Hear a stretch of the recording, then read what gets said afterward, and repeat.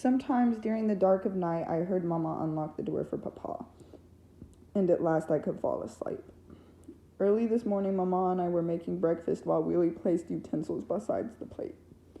"Since when did you know how to handle a gun?" Mama asked, turning the sausage. "Since I asked Papa to show me. Somebody besides him needed to know." "Humph. Not if he had any sense."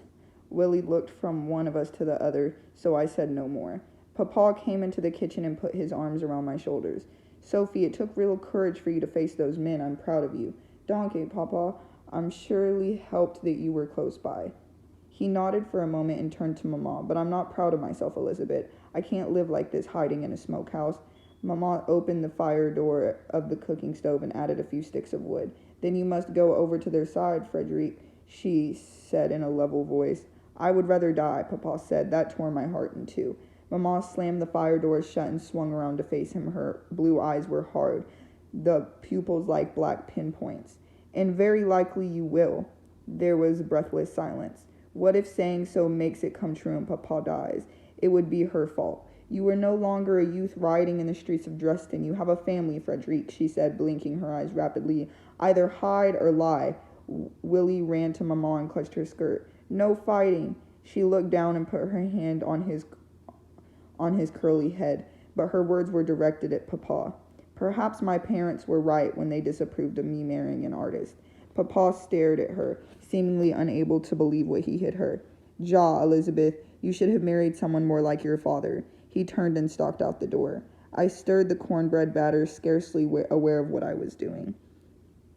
Mama had told me that her father ruled the family like a tyrant, and she promised herself never to marry anyone like him. Now she seemed to wish she never married Papa. What was the last battle in our strange war? Was this the end of our family? I could not blame Papa if he had never returned, but he did. Later, he came in the front with the barn with the milk pail, dipped some water in the wash bowl, and washed his hands. Then he sat down without a word to eat breakfast. "Don't be mad, Papa," Willie said. That broke the tension, and we all managed to laugh. "Nien, Millie boy, I won't." Papa glanced at Mama, but she did not look at him. Tonight, as I sit writing, a waxing gibbous moon has risen, the only joyful thing I have to record for this day. Sunday, May 25th. The Vigilance Committee has not returned, though every night I lay awake thinking this could be the night. What if they set our house on fire? Lately I have taken to wandering about looking at our treasures. Mama's piano brought from New Orleans. Above it, Papa's oil painting of red-sailed ships in Venice, and the desk with its glass doors where he keeps his books. Mental nourishment, he calls them. I cannot bear to think that some rebel-rabble could take this all away from us. Meanwhile, daily life goes on. Papa and Arlie sheared the sheep. Usually Papa takes the wool to San Antonio, but this year he is having Arlise do it. I think Papa is worried about the Vigilance Committee. Up in his studio, he paints with a fury, a mythological scene of the underworld. It is all black and brown except for the pale figures of Orpheus playing his lyre as he leads Eurydice up to the land of the living. But I know the story. Orpheus glances back to see if she is following, and that glance dooms her to stay with the dead. I have to turn my face away and walk through Papa's studio. Mama plays the piano every evening after supper. Sometimes she sings. Her playing and singing are another reason Papa fell in love with her, he says. She charmed him with romantic songs, but now all her songs are sad. Willie often sits beside her watching her fingers or looking at her face when she sings. Last evening he said, "Mama, play a happy song." She smiled at him. "Very well, Liebenchen," and she began to play a polka. Willie got down from the bench and hopped about. I held Lena up to see, but your funny little brother, Lena, I said. She watched, waved her arms about, and smiled for the first time. "Look, Lena is smiling already." Papa, who was reading at the table, came to us and bowed from the waist. "May I have this Dame Klein, Lena?" I gave her into his arms, and he danced her around the room. With his right hand he held her back, and his left he cradled her fuzzy head so that they faced each other like a real couple. She looked so tiny, hardly bigger than Papa's two hands. Willie hopped over to me. "Let's dance too, Sophie." Mama looked around us and smiled as she played. A breeze brought the sweet scent of roses through the open door, and for a moment our home seemed happy again. Friday, May 30th. Seeing my thoughts written down in this journal clears my head. I understand now that unless the war ends soon, our family is going to fly apart. Tante Emma feels the same way. One afternoon when she came to have coffee with Mama, she said, "I think it's high time for a little gaiety and comfort. Why don't we have a dance under the Schimmelfing oak like we used to do? Mama agreed. Maybe if we forget the war, it will go away. Everyone in town liked the idea. The trouble is, instead of the war going away, it arrived, right there at the dance. I should have suspected something, for this evening as we drove out in our wagon headed for the dance, my mockingbird was nowhere to be seen. I pushed the idea out of my mind. Nothing was going to spoil this night. Mama wore her silk evening shawl, and I wore my white muslin with pink roses. Tables were set up, and everyone brought food: sausage, bread, honey cakes, ambrosia, and homemade wine. There was even a keg of beer that Air Fulton ordered from San Antonio. Chinese lanterns hung from the branches of the big tree. They swung to and fro in the evening breeze, and best of all, a full moon was rising. Etta ran over to me, holding her skirts too high. Her frizzy hair was already beginning to pull loose from her braids. "Your husband is here," she announced. I put my fingers to my lips. "Shh," but that only sent her into gales of laughter. I glanced around and saw Edward. He did not seem to have heard. Dank dem Himmel. When the time came for dancing, the men hoisted Herr Schimmelfing into a saddle strap to a low branch. He likes to play his violin from a high, and the saddle makes a good seat.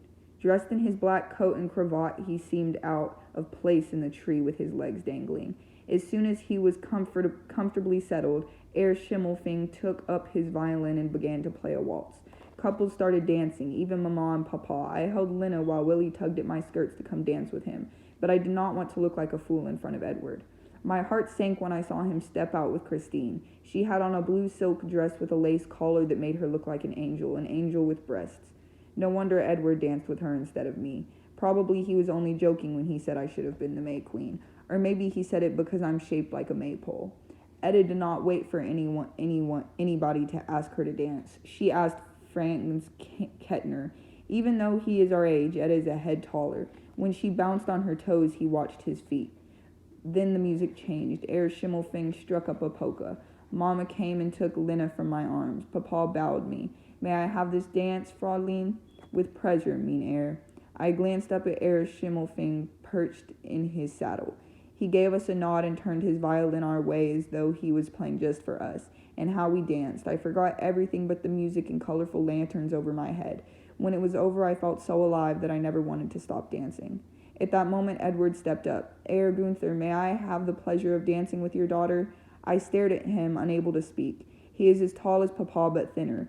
He wore a pale linen shirt with a blue cravat. His blonde hair shone under the lanterns. "How about it, Sophie?" Papa asked. "Would you care to dance with this young man?" Then from up under the Herr Schimmelfing said, "Ja, Sophie, you dance with him once. He is a gooder boy, and I command it. Just for you I play a nice waltz." He swayed to one side and began to play. Edward took my hand and his other hand at my waist, and we danced. It was the first time he had ever touched me. He is such a gentleman, yet his hands are rough from work. "So, Hedwig, my fair wife, I have returned," he said. I looked at him and saw his mouth curls up at the corners when he is amused. Since I didn't want to giggle like a schoolgirl, I pretended to be Hedwig. "Oh, Tell, I suffered such anguish for you. Forget it now and live for joy alone," he replied. We both laughed as we whirled around and around. The lanterns and the moon and Herr Schimmelfing seemed to revolve over my head. Somehow it was easier to be Hedwig dancing with William Tell than Sophie dancing with Edward. When the music stopped, Edward said, "You're a good dancer. Danke, so are you. Want to have some refreshments?" he asked. I nodded and we walked to the stable spread with platters of cakes and cookies and a pitcher of watered wine. We helped ourselves and stood watching the dancers for a time. "What are you reading now, Sophie?" "The Iliad." "So the book the Comanche chief gave you." "Ja, Chief Senna. It is surely odd for a Comanche to have such a book." "Not for Chief Senna," I said. "He's different. A white boy saved his life and taught him to read a few words, even read Shakespeare to him. I think he yearns to learn more. Why else would he have taken a book when they raided Linville?" Edward cocked his head. That makes sense. "Have you read the Iliad?" I asked. "I have. My parents brought a copy from Germany." "It's so bloody," I said. "So many warriors are killed just for one beautiful woman." "Who wasn't worth it," Edward said. I smiled to myself. "But let's not talk about war," he went on. "Let's talk about after the war is over, whenever they may be. Do you have a dream of what you want to do?" I took a sip of wine. I pondered whether I should tell him. He was looking at me intently, waiting, and something turned loose inside me. "I dream of being a writer, maybe a novelist." "I suspect as much. I know what a reader you are, and Etta told me you keep a journal." That Etta, she cannot keep a secret, and yet I was pleased for Edward to know. Yes, I'm writing it like a novel with dialogue. Will you write our dialogue? I felt myself blush. Maybe some of it. Edward grinned. Then I had better choose my word carefully. Please don't worry. Just tell me about your dream. My dream is not to be a farmer. I laughed. What then? Edward glanced up at the moon shining through the branches. I want to go back to Germany and study at the University of Leipzig, and afterward to Rome and Greece to study the ancient ruins. You see, I dream of being an architect. He looked at me and smiled. It's an extravagant dream for a farmer's son, even a Latin farmer. For a moment I said nothing, absorbing his words, admiring his dream. I like extravagant dreams, just like Herr Schimmelberg struck up a polka. This time he was joined by Herr Schmidt on the accordion. Let's dance, said Edward. We danced to the wild rhythm. It is a wonder that Herr Schimmelberg did not throw himself out the saddle. Suddenly it all stopped. The music, the dancing ended. Edward released me and I looked around. Close to 100 men mounted on horses had gathered outside our circle. They were armed and wore black hats, each ornamented with a silver star. Their leader, the only one wearing a coat, had a scowl on his face. Who were they and what did they want? Herr Outget said, Will you join us, gentlemen? The leader tossed his head back. Ha! You damn Dutchmen and your music. Papa stepped out from our group. Captain, or whatever you are, you're in rank. There are ladies present. You, sir, keep your mouth shut. I have eyes to see, and what I see is a bunch of traitors. He looked around at all of us. For a moment, the only sounds were crickets chirping and the occasional snort of one of their horses. Governor Lubbock has declared martial law, he went on. That means every one of you Dutchmen has to take an oath of allegiance to the Confederacy or leave the state within 30 days. A smile spread across my face, and I'm going to make sure you do one or the other. I looked at Papa, and he must have sensed it, for he glanced at me. Papa, please keep quiet, I said silently. It was Herr Outget who spoke. You must not assume, sir, that the Germans are against the Confederacy. The man turned on his saddle and looked directly at Herr Outget. Oh, and who are you? I am Ernst Outget, founder of this small village of peaceful souls, and to whom have I the honor of speaking? This was Tante Emma's dashing cavalier at his best. Captain James M. Duff, leader of these two companies of Partisan Rangers, we're on our way to Fredericksburg to put down the rebellion. Rebellion, said L. Outget. I do not think you will find a rebellion there. I'll be the judge of that, Mr. Outget. In my book, anyone not supporting the Confederacy is in the rebellion. Captain Duff removed his hat and made a sweeping gesture with it. So good night, ladies. It would be wise if you keep your men on the right side of the war, that is, if you want to keep them. Meanwhile, since we are camping on the creek, there will be no more music and dancing tonight. He put on his hat, jerked his horse around, and his men followed him back toward Cypress Creek. Herr Schimmelfing played 2 notes on his violin as if to say good night, and the party was over. On my way home, I asked Papa what marital law means. It means that the general runs the state instead of the governor. Then why would Governor Lubbock declare it? He probably had no choice, Sophie. Mama said nothing, but I sensed anger. Later that night, I heard Mama and Papa arguing in their room. Then a door closed. When I tiptoed to the stair landing, I saw Papa making a bed for himself on the sofa. Sometimes I wish she were not my mother. Back in my room, I sat down at my writing table. I wanted to escape into someone else's world, so I reached for the Iliad and opened it to the satin ribbon. Chief Cinna took good care of this book, for the ribbon is not soiled or frayed. I commenced reading where I left off. This is a story about a war between the Greeks and the Trojans that lasted 10 years. Himmel is my war to last that long. Prince Hector is bidding his wife and child farewell at the gates of Troy before a battle. His wife fears she will never see him again and pleads with him to stay within the walls. Of course he does not. 3,000 years ago, men were no different than they are today. Prince Hector says, But go thou to thine house and see thine own tasks, the loom and the distaff, and bid thine handmaidens ply their work. But for war shall men provide. Even though the language is hard to understand at first, I am used to it now. The story beguiles me. Will Hector die? Will his wife be widowed and his child orphaned? If so, at least she did not turn her back on them. Wednesday, June 4th. Since school is out for the summer, Papa said I could go to Fulton's with him after dinner. This is the day mail comes from San Antonio, and Herr Fulton expected a wagon of supplies to arrive as well. Best of all, I knew Edward might be there. Mama handed me her reticule. If they have coffee beans by a pound, we could use a little cheering up. I nodded, even though it would take more than coffee. It would take an end of the war. Slipping the drawstring over my wrist, I hurried out to the barn. Papa had side-saddled on my Pegasus already, so I did not protest. We trotted down the road across Cypress Creek and along Main Street. It is an odd name for a street that has only a few houses in Fulton Mercantile, but Air Outgate has bigger plans for our village. At the store, there were a number of horses already tied up in the front, and men gathered on the gallery talking. My heart gave the little leap of pleasure, for Edward was among them. He looked up and nodded to me, but he was intent on whatever the men were talking about. We tied our horses to the fence, and Papa opened the gate for me. You go on in, Sophie. See if we have some mail. I'll stay here on the gallery. Etta ran out to me. Sophie, guess what? She took my hand and began to pull me toward the door. There is coffee and hard candy, too. I don't believe it. Is the war over? She laughed. Mien. But you know Air Fulton. Just as we were going inside, I heard a stranger on the gallery say something that made me stop. Etta tugged at me, but I shook my head and put a finger to my lips.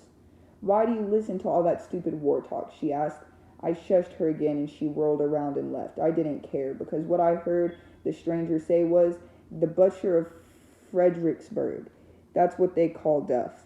Is it that bad then? Papa asked. Ja, said the stranger. General Herbert named him provost marshal of 3 counties, including yours.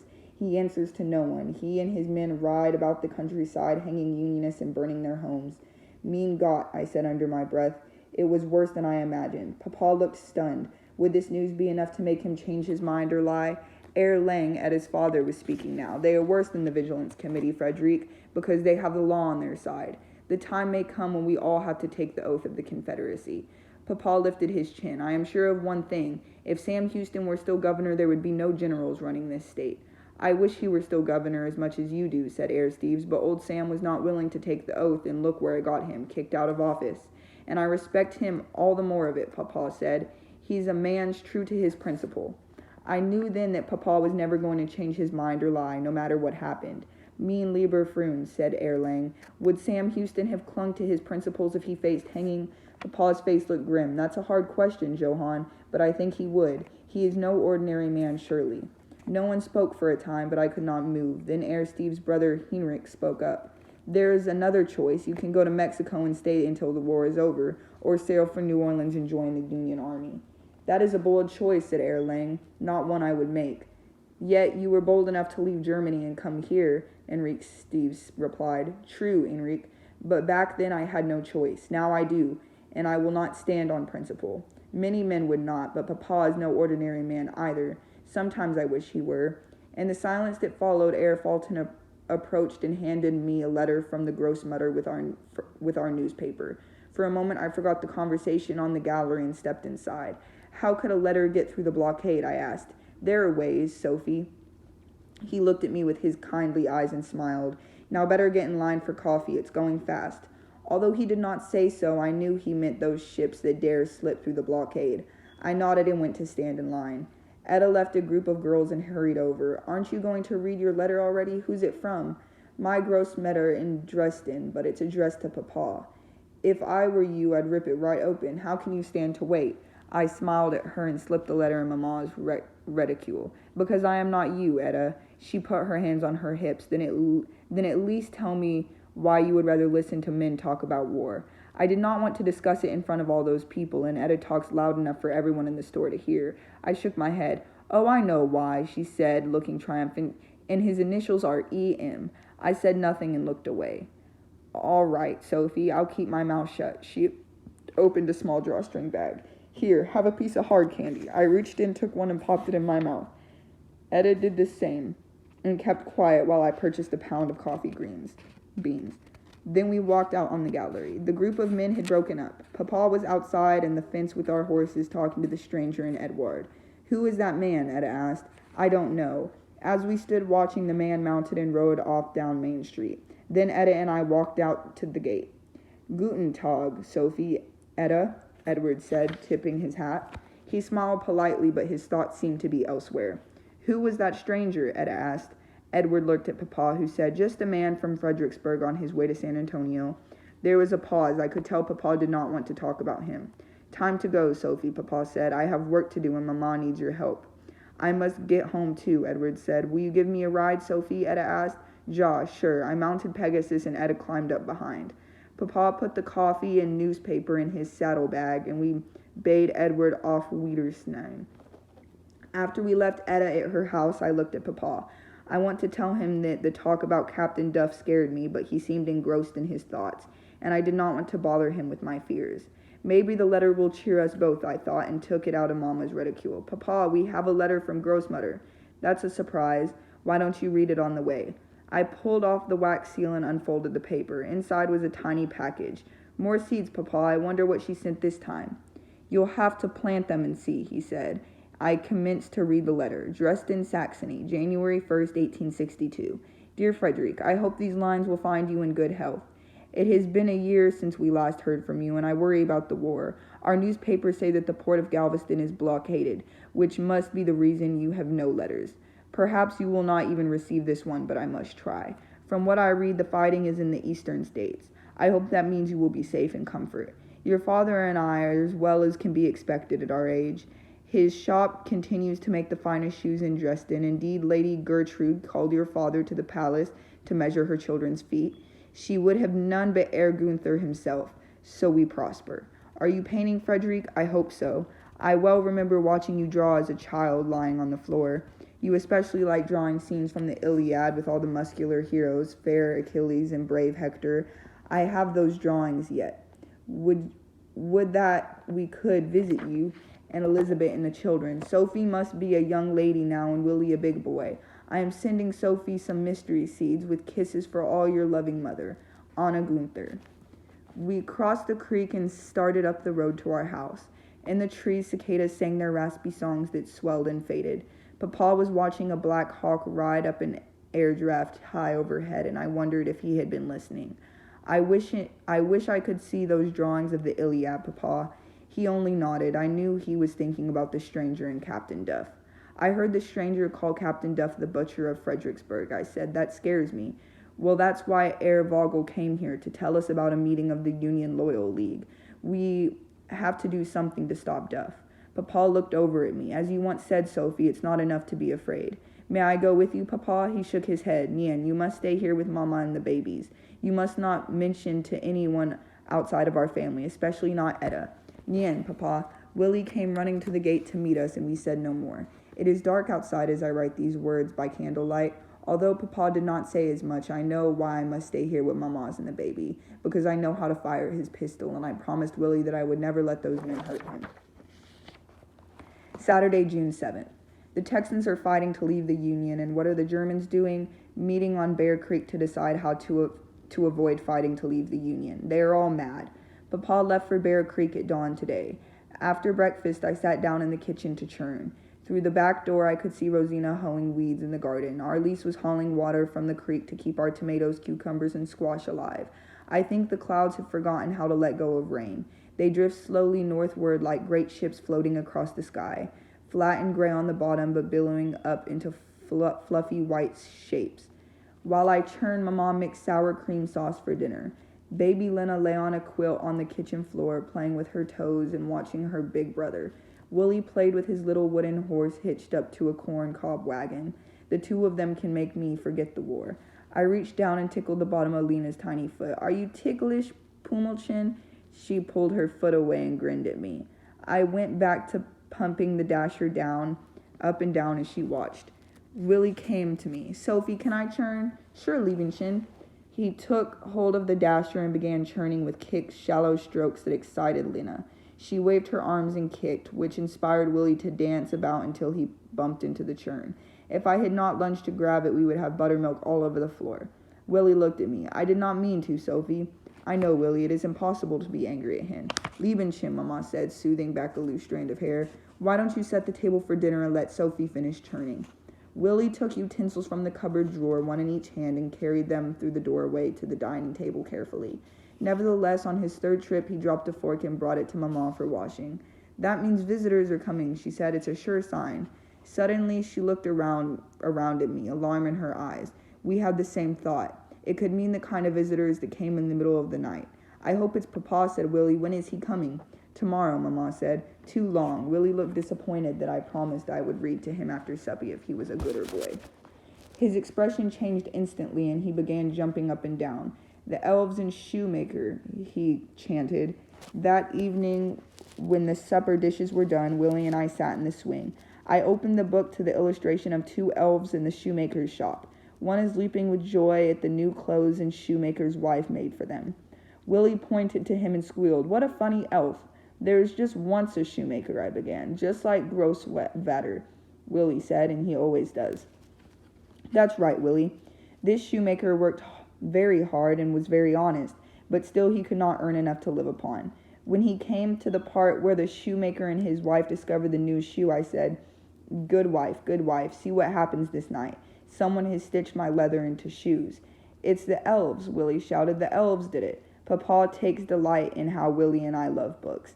He says if the house should catch fire, what he cares most about saving after our family are the books, more than his paintings. Now it is late and the house is quiet. Max sleeps on the gallery so no one can approach without our knowing. I sit at my writing table with only the company of candlelight. My nightdress is pulled up to my knees to catch whatever air is stirring. Just tonight I finished reading book 11 of the Iliad. You must be wondering about the fate of Hector, dear reader. I am sorry to tell you that it was a terrible one, even worse than his wife imagined. Achilles slew him before the gates of Troy with his spear. Then he tied Hector behind the chariot and dragged his body back to the Greek ships. Hector's wife watched from the battlements and cried to the gods, but it did no good. Ghastly deeds are done in war.